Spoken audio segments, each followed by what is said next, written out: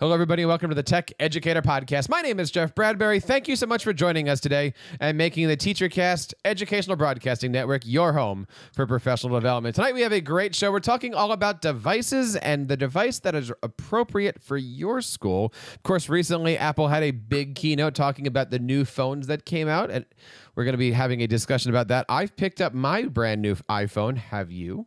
And, of course, over the summertime, they also released a brand new versions of iPads. We're going to be talking about that. We're also going to be talking about why a school district might want to go Chromebook versus iPad versus Surface tablets as we discuss the differences between being a Microsoft, Google, and Apple-based school, and what does it take to switch or determine your technological fate here. My guest tonight is our co-host, as always, Mr. Sam Patterson. Dr. Sam Patterson, how are you today? I am finally feeling better. Excellent. Knock on wood. That is absolutely fantastic. And you are out there doing your stuff in your makerspace. I know we're going to be talking a lot about devices today, but you said that you are possibly in the market for a new device for your school. What kinds of decisions are you making here? Well, when I'm trying to figure out what I need in my makerspace, what tools to move into, I was talking to teachers at the beginning of the year, and I was thinking about the projects we did last year, and I was thinking about some of my current obsessions. You can't quite see the marionettes. They're just out of frame. And in talking to the 6th grade team, they had this project last year where they made percentage dolls that were the same ratios that they were. So it was this fun numeric translation activity. And I suggested that those could be articulated controllable dolls like a marionette. And then we started to ask the question, how might we make these look more like our kids? Whoa. And scanning the kids' heads and 3D printing them is a possibility. But in order to do that, we need a camera that does 3D scanning, which is actually an add-on camera to an iPad. So what has happened was we went from assignment design to tool acquisition, and we're trying to make sure that it's going to be worth it and it's going to work for a couple different years. So instead of just getting the camera to fit on, this iPad mini, we're probably going to get an iPad Pro because it's a newer device, and hopefully that camera and device will work together for 3 or 4 years to allow us to do all kinds of different 3D scanning things. We have a 3D printer, one of them, and we are getting a laser cutter, and I'm hoping to use this camera as a great way to have our kids creating things for those output devices. That sounds like a pretty cool story. Let's definitely get involved there. Of course, we are here live as we are each and every Tuesday night. This is the Tech Educator Podcast. We have a great live audience. I want to give a shout out to Peggy, who's already here, having a good time. We are over on TEACHERCAST.tv. Please join us every single week and be a part of our live chat box. Sam, this week I had an opportunity to upgrade my iPhone. And there's a lot of new things. Did you do that this week? I did. I was at. We actually went to the New York flagship store on Friday and got in. And I didn't purchase it there because the lines were a little bit long. But just to be in New York while that was happening was pretty awesome. And it kind of got us thinking over the weekend, and we've been having some conversations about this, of why does a school district want to be Apple versus want to be a Google school or want to be a Microsoft school? And I think the answer that everyone's going to give you is, well, why do you have to choose just one? But let's put that one aside for a second, because most schools are one or the other. Right. I mean, you've got, if you're going to, you make a decision about, the central things you subscribe to, you're going to be one or the other. Right. Even Even if you're not providing the devices, you're going to have something that's set up to be Chromebook friendly or laptop friendly or Apple friendly, those kinds of things. And in your opinion, what is that central decision, right? Because in our school district, we we were in the Microsoft Office-y area. Then over the last couple of years, we moved into Google, and then finally last year we said, okay, email is now Gmail based versus Outlook based, and that was kind of that final jumping off. And our story isn't any different than a lot of school districts where they're Google apps, but they're still running Outlook, or they're Google apps, but they still have a subscription over to this other service or something to that effect. Well, I wonder if this, I know that in my school, like I work at a very small independent school, and the decision about what kind of tech we use is a huge one, because if we make the wrong decision, we lose a percentage of our client base. How so? They will say, oh, you're not, supporting the tech we like, or meeting the goals that we have, or meeting our impressions of this or that. So we're going to go to this other school that is. My school was one of the first elementary schools to become an Apple distinguished school back in 1980, I don't know what. And so that is an important part of the identity of our school, more so than a school that, adopted Chromebooks recently. Our school has been doing incredibly meaningful and very mindful technology integration from way back. And that Apple Distinguished School status is very important to us. So the tech that we support is Apple. On October 10th, Sam, we are going to have a show all around the topic of what does it take to transform a school into a Microsoft school or a Google school. And we're going to be asking a superintendent on that show, what would it take to convince you to actually switch your philosophy and move it over? Now, you've worked in several school districts. You've consulted with other schools. You know a lot of people in the area. So do I. When it comes to a school being a Google school, a Microsoft school, in your opinion, does that usually seem like that's the decision of a superintendent that might walk in and then push everything down? Is that a money decision? That's not a cheap decision, no matter what, right? Right. So I think that organizations are going to reach a decision like that on different paths, but I don't think it's going to, I doubt it would be wise for that to be a unilateral decision in any situation, right? So, for instance, your school has been Apple-based, but let's say you have a new superintendent, principal, chancellor, whatever your top guy is, and he says, we're going to move to Google Apps. You could do that and still have iPads. You could do that and still have iMacs. Right. You could say we use the Google suite of tools, right? Right. But we're still very much focused on, like, the hardware we have in the room is Apple.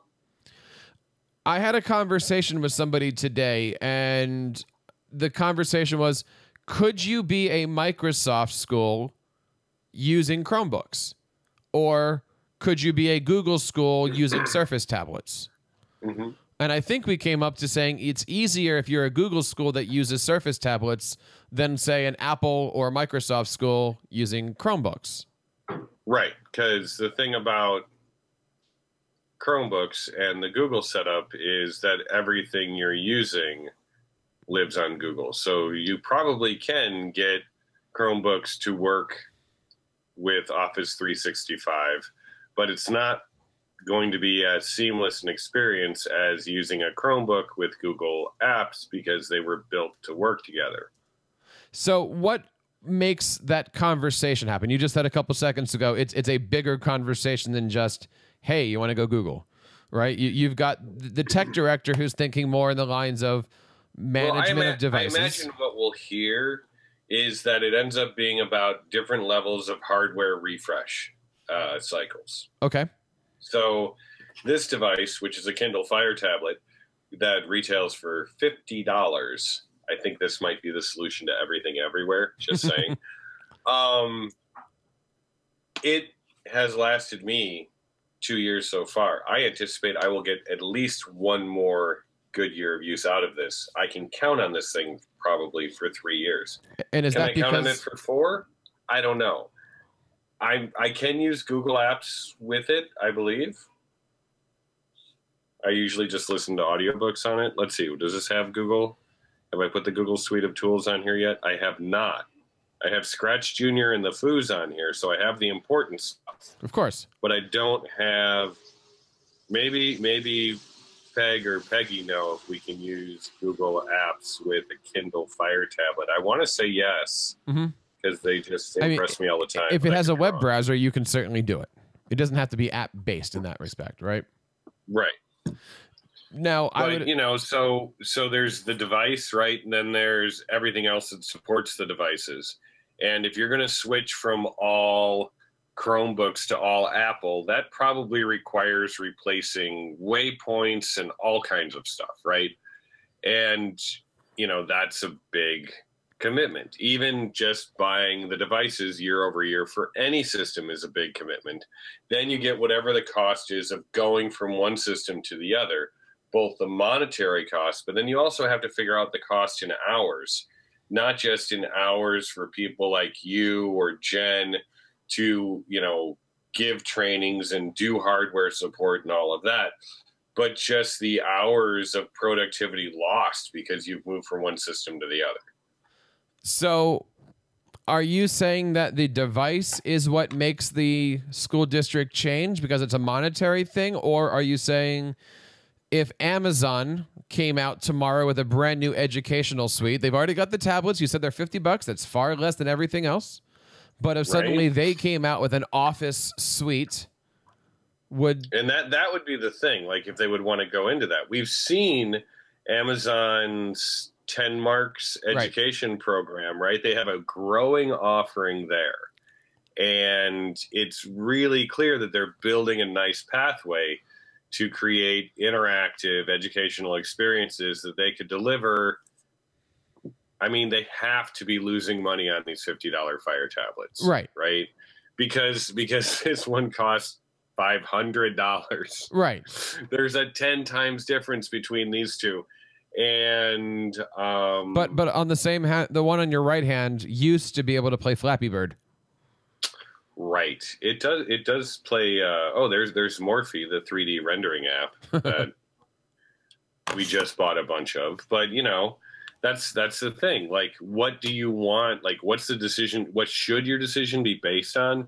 Your decision should be based on what do you want to do with your tech, right? So you want to make sure you get the tech that can do the job you want it to do. If your goal is to get a device in every kid's hand as cheaply as you can because you want to be able to say that you're a one-to-one school, that's one thing. But chances are, if you take the correct approach, you're going to have some differentiated deployment of tech, right? My makerspace may not need the same tech as the art room, which may not need the same tech as the dance studio or the math classroom. As we go through and we're looking at these devices here, you have to start to take a look at what these devices can do. Now, I'm an Apple guy, I'm a Microsoft guy, and I'm a Google guy. And I love the fact that on my iPad Pro, I now have an Apple Pencil and I can take handwritten notes. And as a tech coach, I've actually gotten a lot more traction, I will say, out of my day, because when I sit down with my teachers, I'm not putting a laptop in between the two of us. And so I find just being able to sit down and handwrite notes is important. Now, I can also do that using my Surface tablet, where I can use OneNote and I can use my pencil and I can use all those different things. And you know what? On a Chromebook, I can also pull out a Chromebook that has a pen or a pencil too, and I can start taking hand notes. When we're looking at this, what technology? Reminds me. Go ahead. There's a pretty exciting tech that it does just oh my goodness, you're gonna love this, Jeff. Hold on. Okay, hold on. I'll keep talking because I'm looking at all of these different things, going, what is going to help out my students? What's going to help out my teachers? What do we need to have here? Sam, you've got an answer for this here? Oh, this is so exciting because you were talking about using, like a pen or a pencil, I think you called it. Yes, to write things. to write things on your tablet, which is great because then you don't have the big laptop in front of you that you're hiding behind, being the inaccessible tech person. But I've also found that I can do that same thing with these. They're pretty amazing. They've got what is that? These. It's a book, not an iBook, just a book, and it has these flexible screens. Right. So when you shake that, the ink goes away? No. It hangs tight. It like self backs up. Okay, and so when it's auto archiving. But what about when you've got like this size, right? But you could also, this is so exciting. You could also put it. There's like, you could put it in this size, right? You can also write in there, and instead of just being limited to the colors on the screen or whatever, you can actually use a bunch of different types of pens. That's an apron. No, this is a pen roll. It's for serious pen users, and you roll it up. Got it.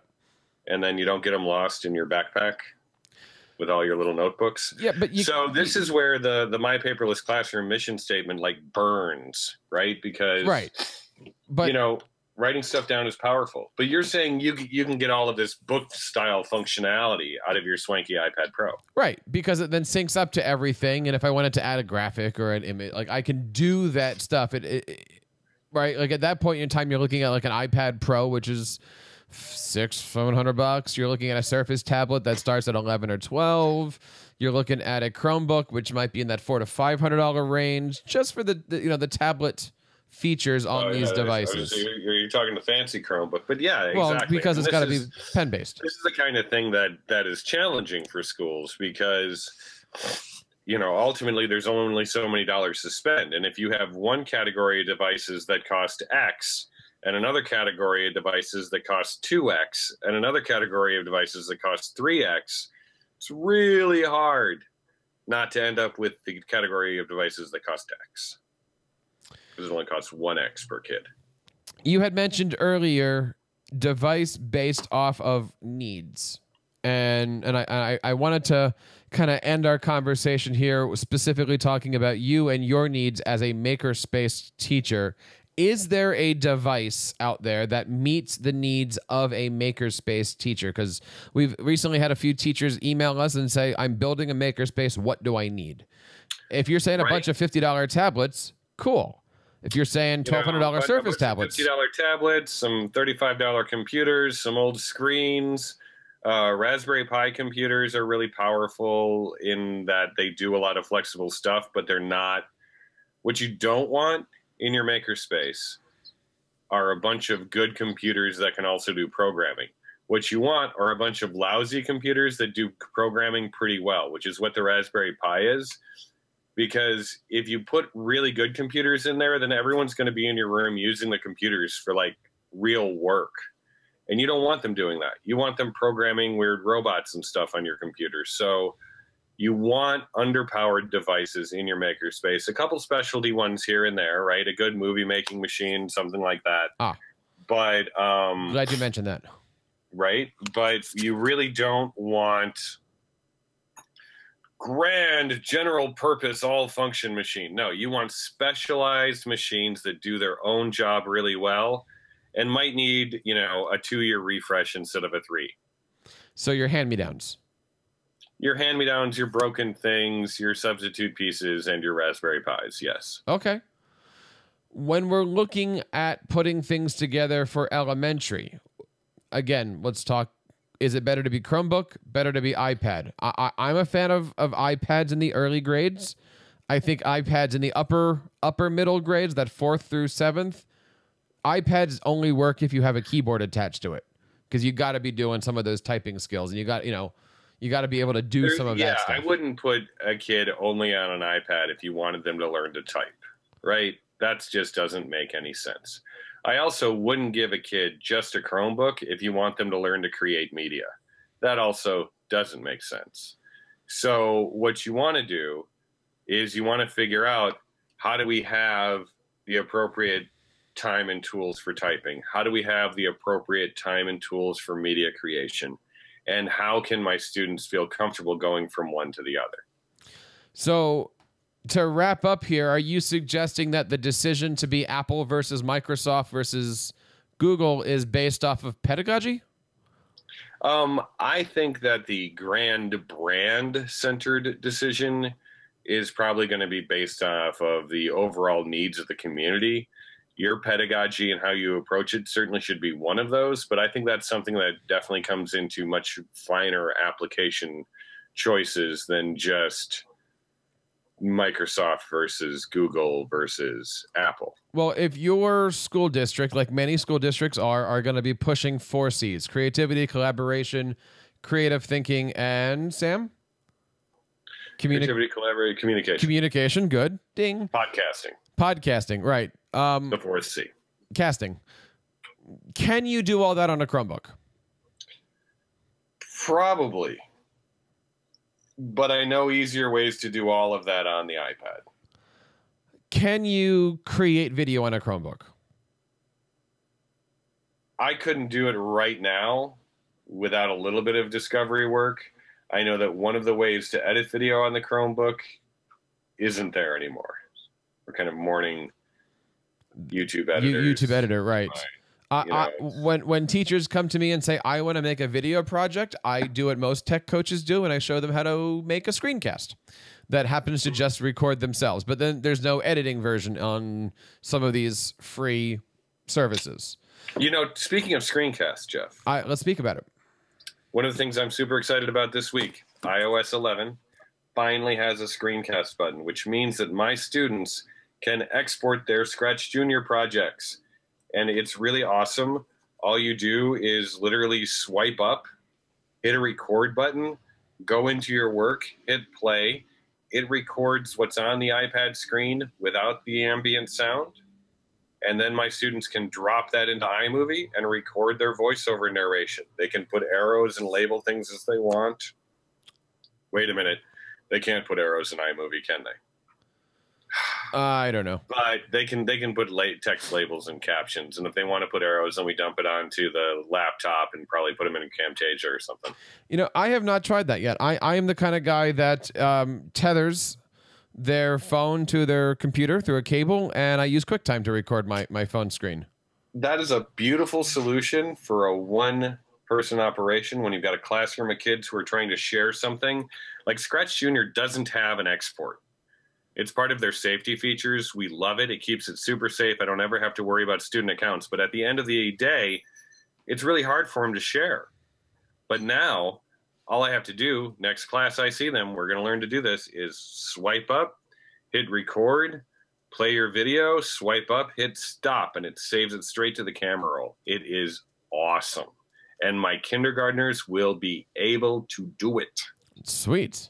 Yes. We will have to certainly take a look at all of that. All right, same question. It'll be the only video they ever make that doesn't shake. Microsoft devices, Surface tablets, and their non-Surface tablet devices. Can we compile the 4 C's in there? Can we create video? Certainly. On a Surface tablet? I mean, we've seen some amazing work in Sways and like PowerPoint and Keeps Moving. Microsoft's approach to online documents that I think Sway really presents really well is great because it's like moving beyond the web page to the interactive document, right? And obviously, I don't want to take the time here, but, you know, Apple, of course, you can create movies. Of course, you know, the limitations of an iPad are the non-existing keyboard that has to come with it, right? You have to do something for that in the later grades. But, well, you know, and that keyboard that has to come with it is actually a mindset problem, and it has nothing to do with the iPad, right? Like the iPad isn't ever going to have a keyboard because it has a dictation button. That is actually a really good point that I sometimes forget about.